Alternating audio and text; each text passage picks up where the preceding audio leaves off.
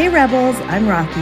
And this is Regina, and you're listening to the Artist Rebellion podcast. Whether you're an established artist looking for that extra push or a budding creative eager to make your mark, we have room for you here. We're talking about cultivating craft. And as artists, it's really easy to get caught up in the marketing and in all the Tasks, to-do lists. tasks and to-do lists. But for us to grow as artists, we have to invest time, energy, attention on our craft because we're continually evolving. And what we created yesterday is not the same today. And who we were as artists 5 years ago will not be the same today and will not be the same in 5 years. No. And that's good. That's absolutely, it's great. You get excited over seeing who you'll evolve into. And when you look back at your past pieces, you're like, oh, wow, like I have really grown and you're proud of your progress. And so when we're talking about, your craft it's continuing your education. It's putting time into yourself and what craft you want to be crafting, right? We are ever evolving, and through that evolution, we're putting time into our art. Whether that's experimenting, like taking on weird random challenges, being like, I just need to try something new and fresh, something that maybe you're not even equipped for, but you're like, I'm going to try this. I'm going to give this a shot because it'll push you outside your comfort zone. Yeah. I think that when we're thinking of mastery of our craft, we need to put in the hours, right? They commonly talk about how 10,000 hours and you become a master. And you become a master. So how many hours have you put into your craft? And how many hours can you put into your craft this year, this month, this week? And being really clear about guarding that time. Yeah. So if you're a writer, you have to write. If you are oil painter, you have to paint. If you are a sculptor, if you are a designer, if you are a photographer, you have to have set aside time in the craft itself. So that's the first thing. Yeah. Is just setting aside the time and then showing up for the time. Oh man. Yeah. And that can be hard. It can. But it's also exciting. Yes. And it's like, I feel like it gives you, it's challenging because you're usually pushing yourself creatively. But it's also exciting to learn new things. And I'm ever curious. I feel like staying curious is a huge part of your craft. And it's how we like grow as artists. But I remember like taking on new like ideas. I'm studying, I'm listening, I'm watching, I'm reflecting on people who are doing said, lighting technique or editing technique or whatever the case may be that I'm trying to learn.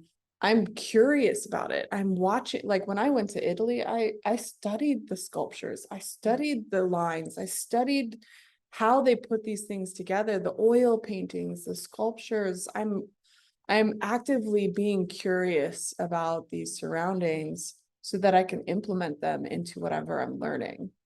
And it is powerful, exciting stuff. But then when you get into it, like when you're actually in it, you're like, why the fuck did I do this? Why the fuck am I here? But once you push through, right? Once you push through the challenge, it feels good. It feels really great. It's like going to a really hard workout, but then coming out at the end, like feeling strong. I'm feeling strong and powerful. You did it. Like it's the same mental, it's the same physical strength that you're putting in your body in a workout, but you're doing that with your art muscles. Yes. And I think if you feel like you have set aside the time, right? There are different ways to use that time. So what Regina is talking about is staying curious and staying aware. So that way you can start to pull things into your craft. And that's constantly seeking inspiration. Oh yeah. You have to keep your eyes open. Like Yes. think from like a child's perspective, like everything is so exciting. I don't, Yeah. if you've ever been around children, they're just like, what's that? What is that? What does that do?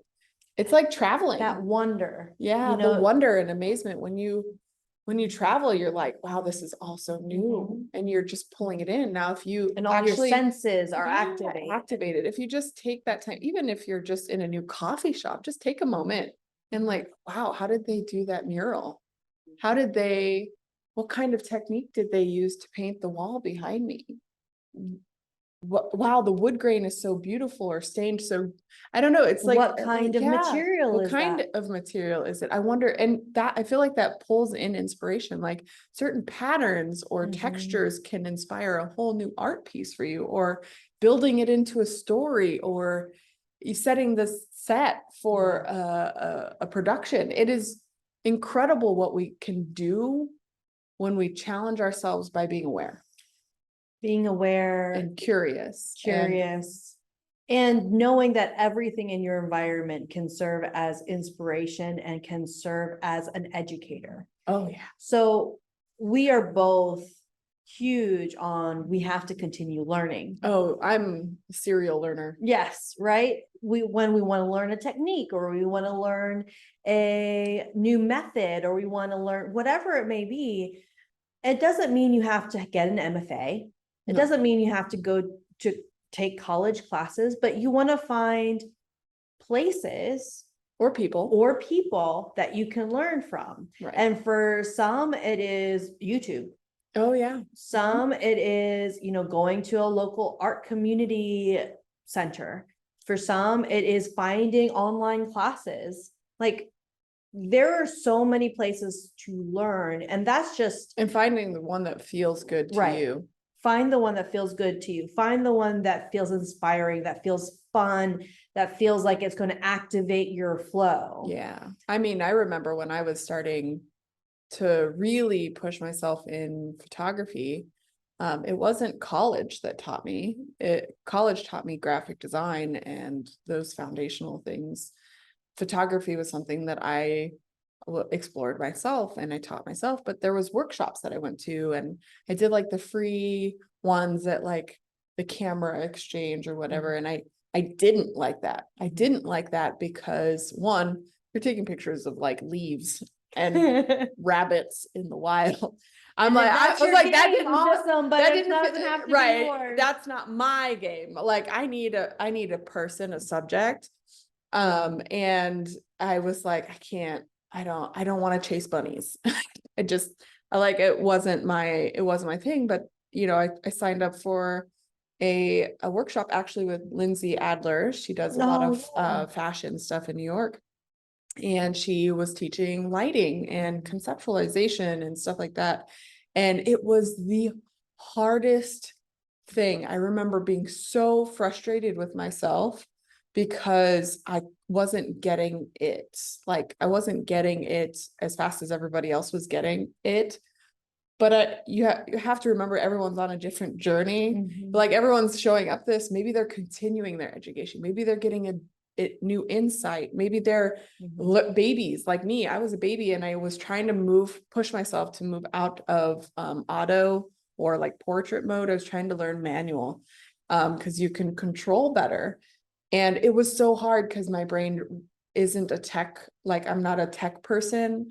I'm more of a natural, like fluid person. And it was so hard for me to get that concept of what these gears and shifts and buttons are doing on this camera to get myself familiar with shooting manually. And staying the course, I am so thankful.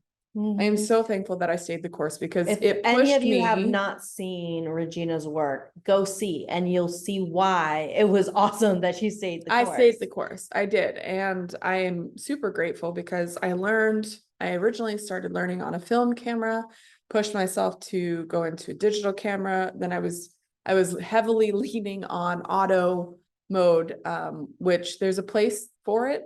But I wanted to push my craft. I had ideas that it just wasn't working for me to be in auto. I needed to be able to control my environment. and create new environments. And all these ideas needed to be put into the world, and because they were like nagging me, right? Anyone who has an idea, they nag you. And I am so grateful that these courses and these educational places exist for teaching people who are interested in said whatever they are, right? Because I was one of those people that I took the time and I pushed my craft further, and it was hard. Like that workout was really hard, and it was rewarding though, because now I'm able to create the visions that come to me, and I'm You able to have the put them, skill yeah, set I have to the do skill it. sets to do that now. And I know as technology changes, I will have to Learn again. learn again, and I will be frustrated once more or thrice more, because that evolution never stops. We Yes. continue to move through technology. Things are going to change. 100 years ago, cameras were completely different, Right. Exactly. right? Exactly. And learning that compared to what we're learning now is completely different. So it's evolutionary. We've just got to keep pushing ourselves, push that creative boundary so that you can master your craft or continue to master your craft. Because at one point it's going to feel stagnant, like you're not pushing your creativity and you're not pushing your craft.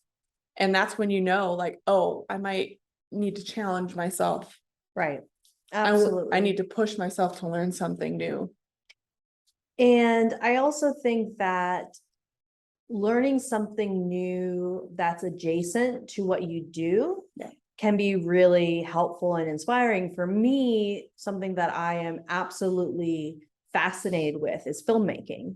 And I have no experience filmmaking, but I binge watch interviews with directors and screenwriters and actors and production designers, because for me, it is all about storytelling.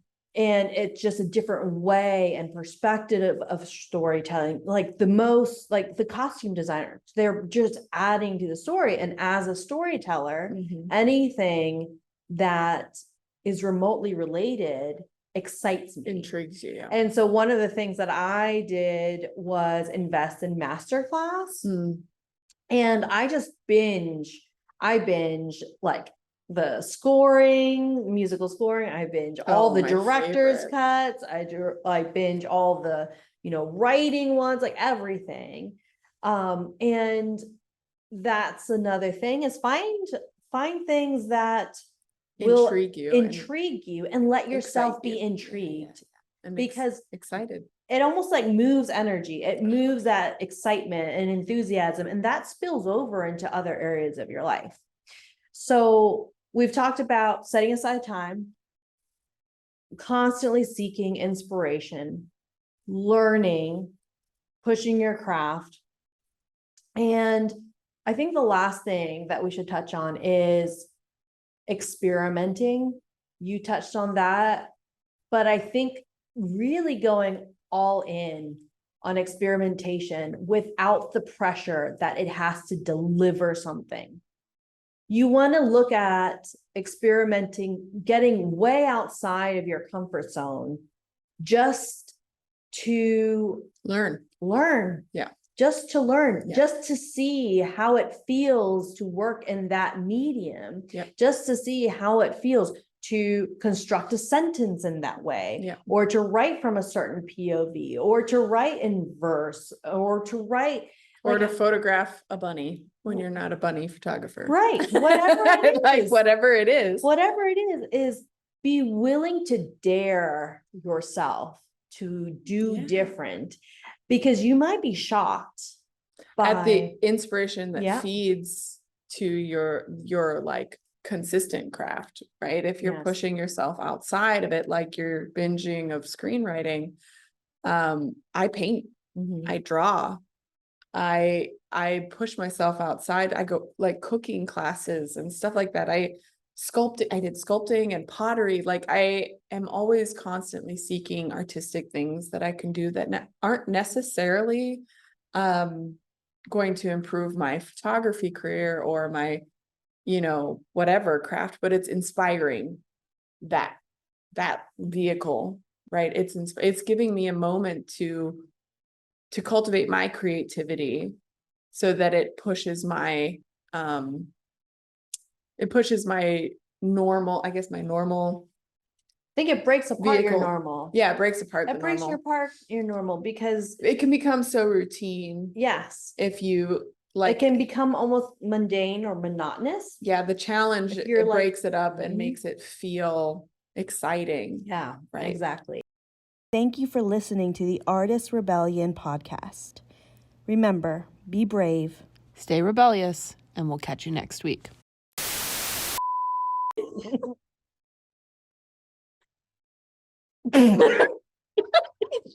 Rocky.